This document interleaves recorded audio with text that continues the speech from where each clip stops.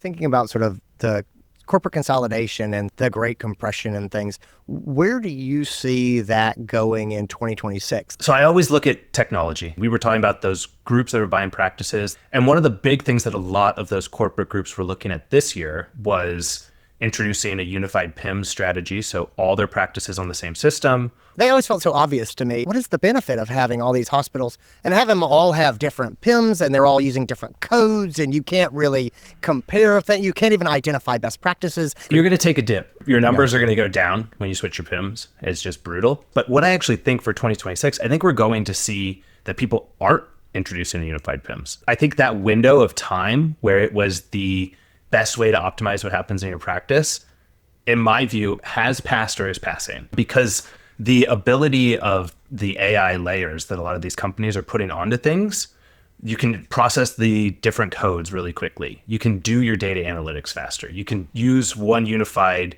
diagnostic tool. So rather than going to the P.I.Ms, you're going to go to the AI that knows what's going on in the entire practice. And that's where you're going to engage and get your information. That's what you're saying? I really want to strongly disagree with what you're saying, but I'm having a hard time in the moment finding holes. So think about this. You're a regional manager. You have 5 practices that you're in charge of. Yes. Your CFO sends you an email and says, hey, I need you to send me this month's numbers. That regional manager was logging into each P.I.Ms and pulling the reports, collating the information and sending it off to the head office. Now, that regional manager has an AI tool that can plug into all of those P.I.Ms and pull that data, and they all collate the information together. I check it over as that regional manager and send it off.